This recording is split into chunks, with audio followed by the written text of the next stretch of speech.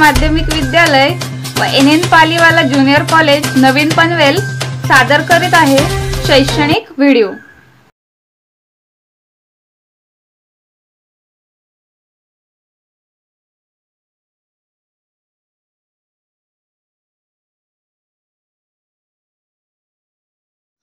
नमस्कार छात्रों, मैं सौ राजेश्री दिलीप पाटिल, सहायक शिक्षिका केया बांटिया माध्यमिक विद्यालय नवीन पनवेल। छात्रों, आज हम देखेंगे हिंदी लोक भारती कक्षा 9वीं दूसरी इकाई में से कविता निसर्ग वैभव, कवि सुमित्रा नंदन पंत। छात्रों, अब हम कवि सुमित्रा नंदन पंत जी का जीवन परिचय देखेंगे।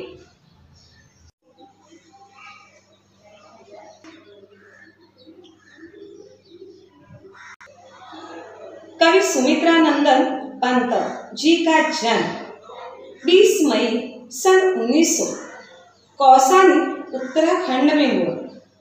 इनकी मृत्यु 28 दिसंबर सन 1977 में हुई। पंत जी छायावादी युग के 4 स्तंभों में से एक हैं। वे प्रकृति के साथ साथ मानव सौंदर्य और आध्यात्मिक चेतना के भी कुशल कवि थे। इनकी प्रमुख रचनाएं वीणा, गुंजन, पल्लव, ग्राम्या, चिदंबरा, कला और बूढ़ा चांद यह काव्य संग्रह है। हार एक उपन्यास है। 60 वर्ष एक रेखांकन ये आत्म कथात्मक संस्मरण है। कवि यह बताते हैं, रस की अनुभूति कराने वाली, सुंदर अर्थ प्रकट करने वाली, हृदय की कोमल अनुभूतियों का साकार रूप कविता है।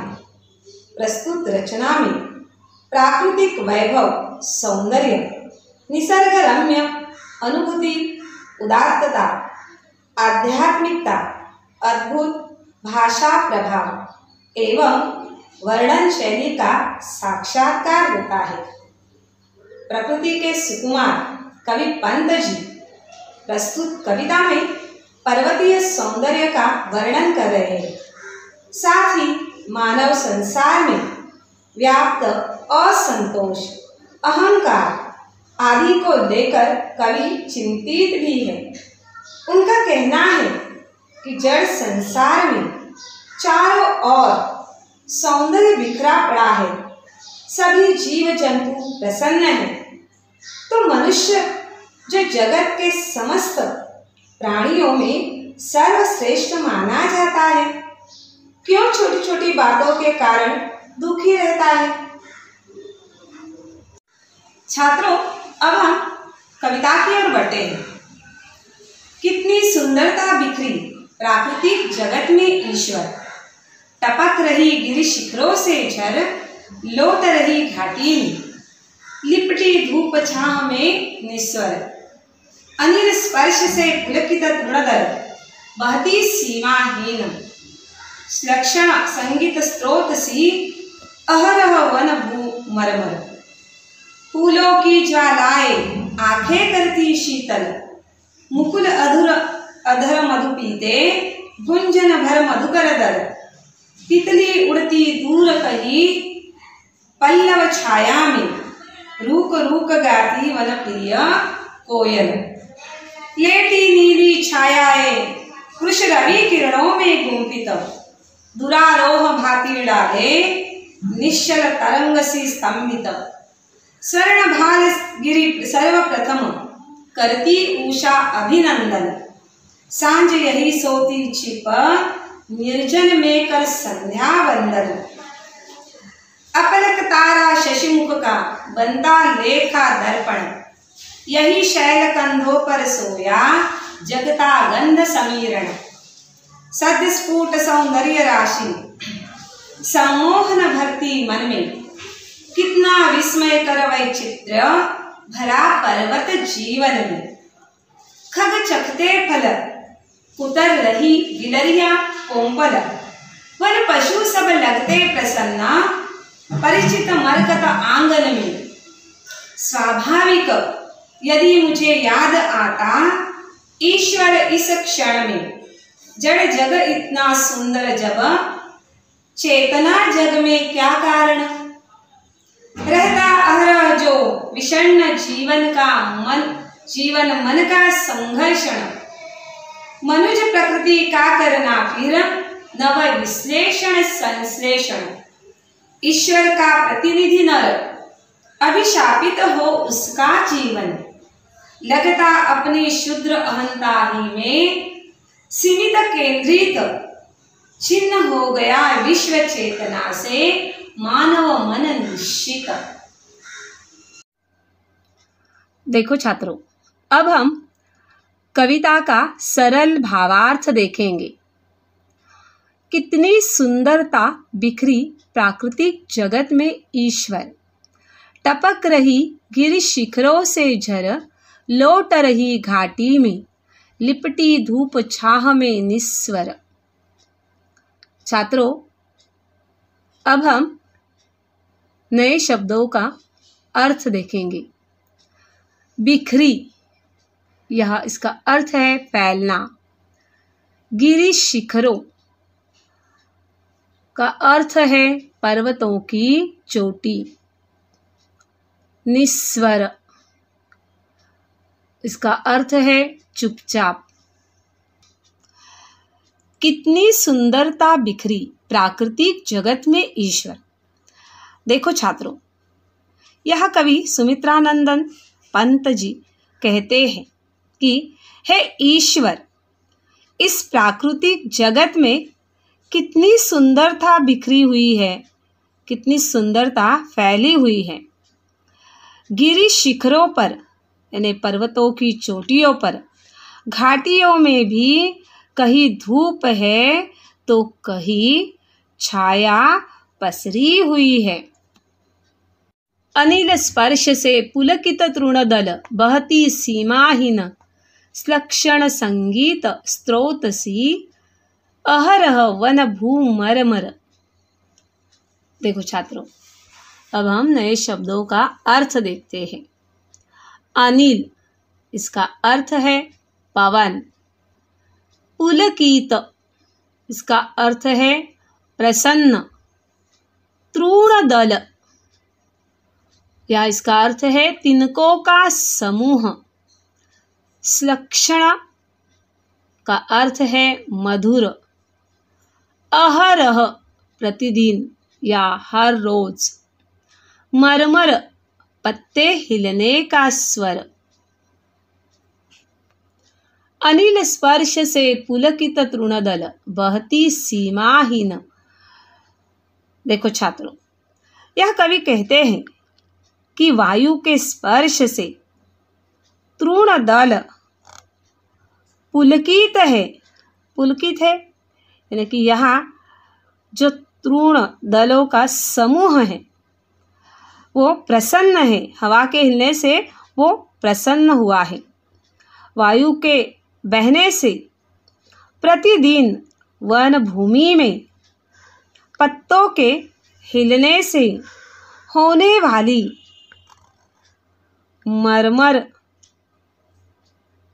की ध्वनि मधुर संगीत जैसी प्रतीत होती है।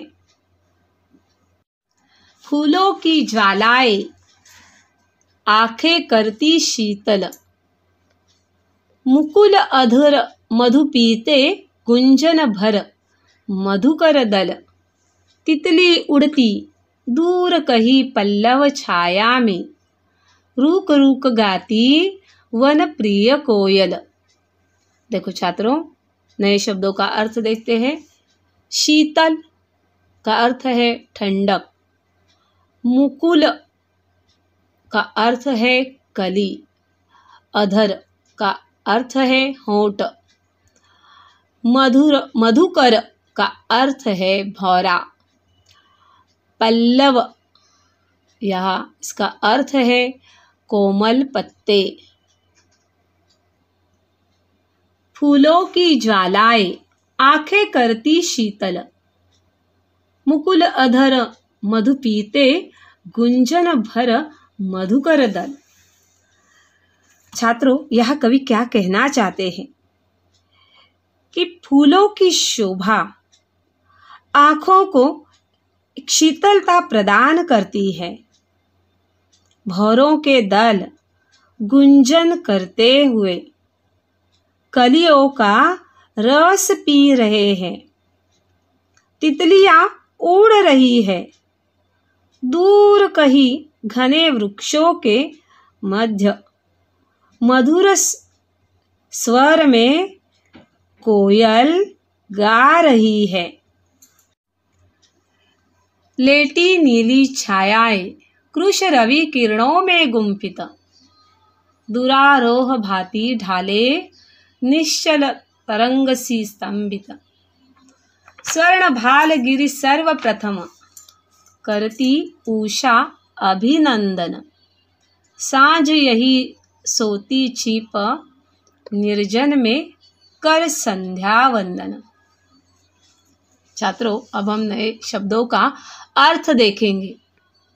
कृश का अर्थ है दुर्बल, गुंफित गुंथा हुआ। दुरारोह ताड़ का पेड़। निश्चल का अर्थ है स्थिर। स्तंभित, इसका भी अर्थ स्थिर है। स्वर्ण का अर्थ है सोनेरी सुनहरा। उषा सुबह प्रातःकाल। निर्जन वीरान जनहीन। लेटी नीली छायाएं कृश रवि किरणों में गुंफित, दुरारोह भांति ढाले निश्चल तरंग सी स्तंभित। देखो छात्रों, यह कवि कहना चाहते हैं रवि की यानी सूरज की कोमल किरणों में गुंथी छायाएं लंबे ताड़ों पर पड़ रही है। ताड़ों पर यानी कि ताड़ के पेड़ पर, और वह स्थिर है। सूरज की स्वर्णी किरणें सर्वप्रथम इन गिरि शिखरों का ही अभिनंदन करती है। सांझ यही जनहीन वनों में संध्या वंदन करके छिप कर सो जाती है। देखो छात्रों, अब हम आगे बढ़ते हैं। अपलक तारा पथ शशि मुख का बनता लेखा दर्पण, यही शैल कंधों पर सोया जगता गंध समीरण।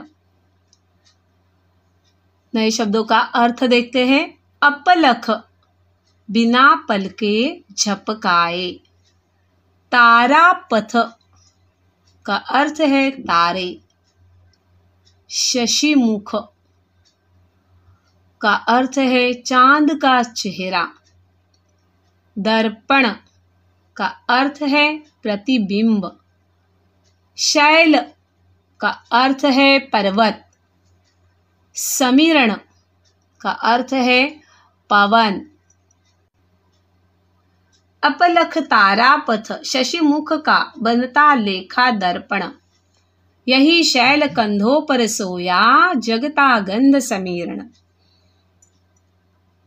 कवि सुमित्रानंदन पंत जी कहते हैं, रात्रि में आकाश में अनगिनत तारे और चांद दर्पण जैसे लगते हैं। यही पर्वतों के कंधों पर सोई हुई सुगंधित वायु जग जाती है।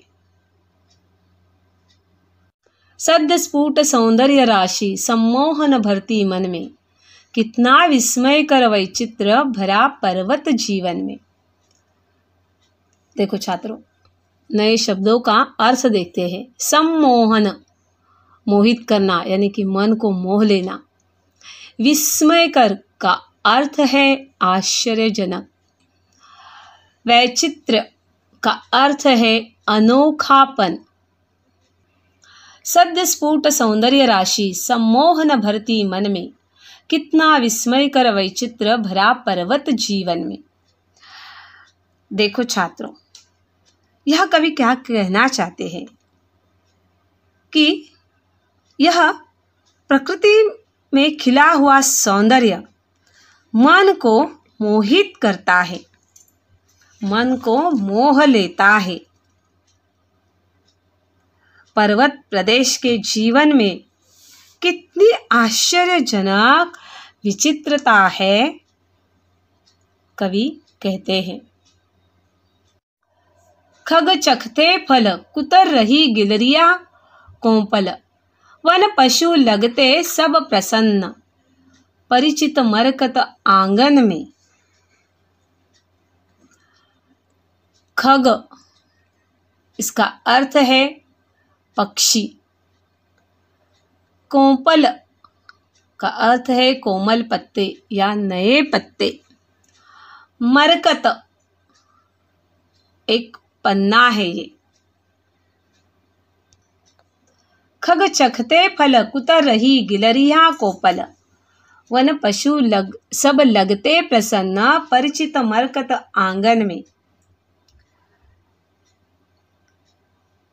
कवि कहते हैं पक्षी फल खा रहे हैं, गिलरिया कोमल पत्तों को, फलों को कुतरती रहती है। वन में रहने वाले पशु इस मरकत जैसे आंगन में प्रसन्न दिखाई पड़ते हैं। स्वाभाविक यदि मुझे याद आता, ईश्वर इस क्षण में जड़ जगत इतना सुंदर जब चेतन जग में क्या कारण रहता अहरह जो विषण्ण जीवन मन का संघर्षण। नए शब्दों का अर्थ देखते हैं। अहरह प्रतिदिन, हर रोज, विषण्ण चिंतित, संघर्षण स्पर्धा। स्वाभाविक यदि मुझे याद आता ईश्वर इस क्षण में। देखो छात्रों, कवि क्या कहना चाहते हैं। कवि कहते हैं कि हे ईश्वर, मुझे ऐसे क्षणों में मनुष्य जगत का ध्यान आता है। इस जड़ संसार में इतना सौंदर्य बिखरा पड़ा है, लेकिन फिर भी क्या कारण है कि बुद्धिमान मनुष्य के जीवन में प्रतिदिन, हर रोज चिंता और संघर्ष छाया रहता है।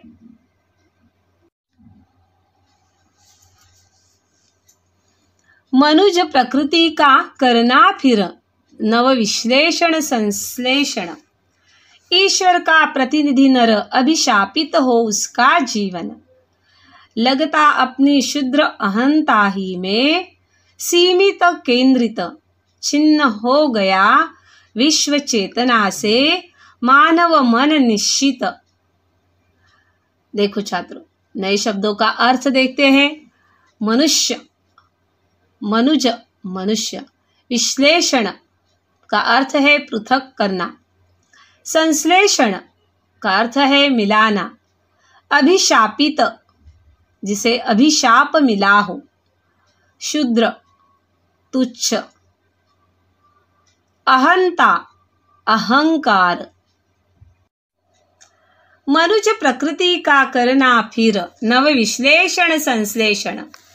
ईश्वर का प्रतिनिधि नर अभिशापित हो उसका जीवन। छात्रों, यहाँ कवि क्या कहते हैं। हमें मानव प्रकृति का पुनर्विश्लेषण करना होगा। पृथ्वी पर ईश्वर का प्रतिनिधि मनुष्य क्यों ऐसा शापग्रस्त जीवन व्यतीत कर रहा है। ऐसा लगता है वह अपने तुच्छ अहंकार में ही सीमित हो गया है, वह स्वयं केंद्रित हो गया है।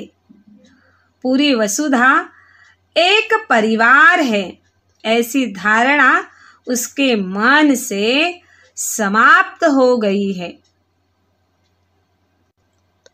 देखो छात्रों, इस कविता का भावार्थ आपके समझ में आया ही होगा। अब हम स्वाध्याय देखेंगे। आपले हक्काचे मराठी चॅनल रायगड ओवी न्यूज चॅनल, सदैव आपल्यासोबत रायगड ओवी न्यूज चॅनल नेहमी पाहत रहा, लाईक करा, सबस्क्राईब करा आणि बेल आयकॉनवर क्लिक करायला विसरू नका।